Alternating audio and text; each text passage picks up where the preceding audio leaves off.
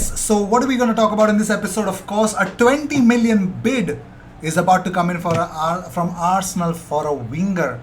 Of course, we're going to talk about Noah Lang again, but there is a big sale. Yes, it's not a Myntra sale, it's not an Amazon sale, it is a Manchester United sale wherein a lot of clubs can go in and buy their dead woods. So let's just talk about those kind of players that Arsenal can get from that sale. And of course, certain players, there are certain comments on Kieran Tierney. Of course, we're going to talk about Christopher Olsen, one of former Arsenal youngster, who was too impatient to leave Arsenal. We're going to talk about that as well. So let's just talk about the first news is about Takahiro Tamiya. So on Instagram shared this image with the caption, "Another 3 points and a clean sheet. Keep working hard." So Takahiro wants us to know that he's going to work hard, and yes, ladies and gentlemen, he's acknowledging the 3 points that they worked really hard. So another reason why William Saliba has to be followed as much as it is possible, because William Saliba put up a shift against Rennes. 67 passes, 99% pass accuracy, 3 out of 3 accurate long balls, 2 out of 2 successful dribbles, 1 tackle won, 1 blocked shot, 1 clearance, 2 out of 3 aerials won, 5 out of 7 duels won. He is one of the best in France at the moment. So William Saliba needs to get his hands on that centre back position at Arsenal next season. But more importantly, Hector Bellerin assisted Nabil Fekir for Real Betis yesterday. Well, yes, Bellerin managed to record an assist on his home debut in La Liga, and it actually saw a lot of Arsenal fans on Reddit. Not a lot, but yeah, Arsenal fans reacted to this happening. So one of them said, "Awesome to see. I did not enjoy being constantly frustrated with him week after week. Much prefer being able to wish him the best and support him in a new situation with a fresh start." Another one says, "Great tenacity." Another Arsenal fan said, "Sad he got so much hate here. Great guy, good player. You see what confidence makes with a player." Well, yes.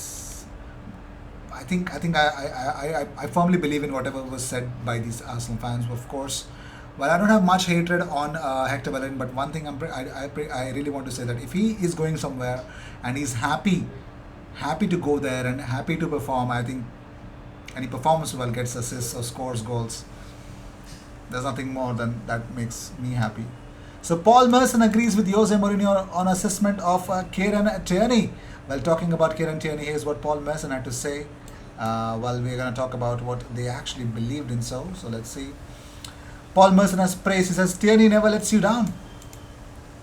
Tierney is like, And Jose Mourinho said that Tierney is like a young Nacho Monreal. He is the same kind of profile. He's reliable, looks a good character, looks a great personality. He looks like a little like someone from a previous generation in some aspects. He has a humble way of behaving, and I like his profile." Well, if Jose Mourinho has that to say about you, then I'm pretty much sure, guys like Paul Merson will just agree with what the assessment would be. But let's talk about former Arsenal youngster Christopher Olsen. He has revealed that he was too impatient when he joined Arsenal. Actually, he joined Arsenal in 2011 in a deal worth 315k pounds. Yeah, that's what he actually joined from IFK Norrköping. So Olsen progressed during the following at the club and eventually moved up to the first team the following year, but struggled to establish himself in the squad. Actually, he just made one appearance for the Arsenal's first team, but then he was sent on loan on FC Midtjylland, and he spent 3 years with the Danish club before joining them on a permanent deal in 2015. His subsequent career has been somewhat nomadic. He then moved to AIK and Krasnodar before joining Vincent Kompany's Anderlecht in the summer. This is what he had to say. He says, "Nowadays, when I see 16-year-olds, I realize that it's very early to make the big jump, but at that time, I felt strong enough to do it. My family did not push me at all, but they supported me and let me live my dream. When Arsenal calls you, it's hard to resist. For 3 years, I was in a host family who took care of me, but I was far away from my family. But in the end, I only played 1 game there. Looking back, I think I was too impatient. At 19, you always want more. Maybe I would have broken through if I had stayed. But I have no regrets. I have improved as a footballer to the point of being a starter for Sweden, and humanly speaking, I have left my comfort zone." Well, If it works best for you at the end, I don't think so. You need to be really sad, or if it works, if that's the best that's worked out for you, I think I'm pretty much sure that was meant to be. Yeah.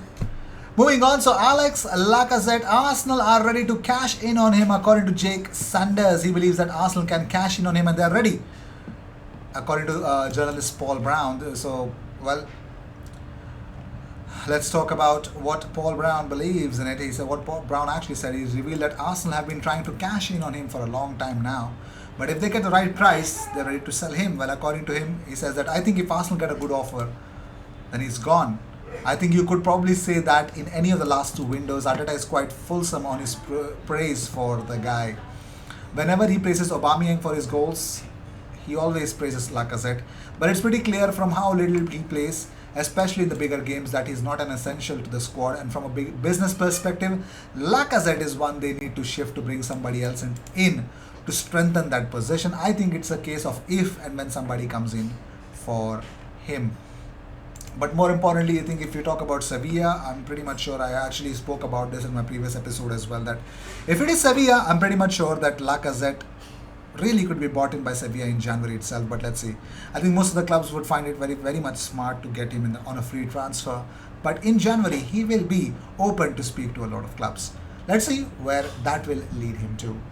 But moving on, let's talk about Noah Lang. Of course, ladies and gentlemen, lots of clubs are really into the midst to sign Noah Lang, but according to Mirror, it looks like Arsenal are lining up a £20 million bid for the Dutch under-21 and Club Brugge winger Noah Lang, already mentioned by Fischages but confirmed by Mirror as well.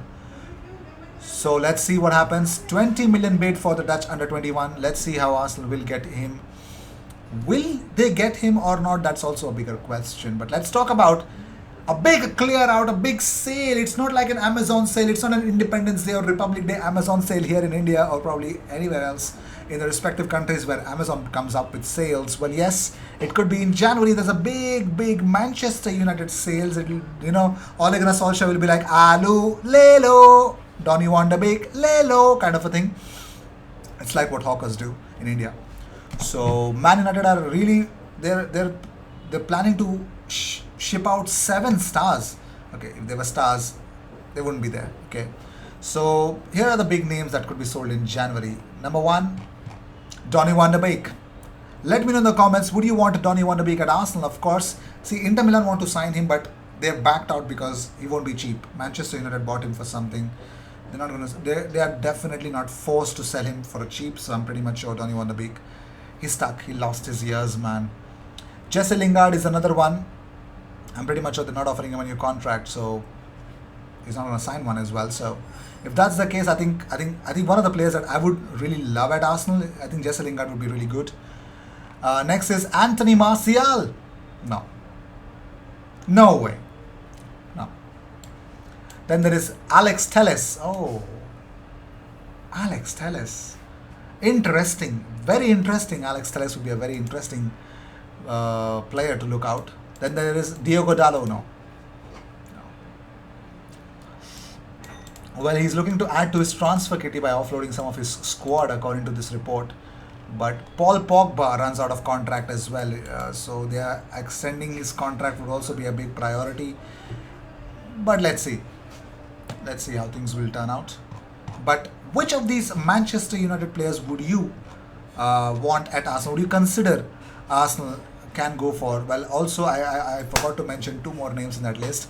Phil Jones, no way. Eric Bailly, no way. The casual defender.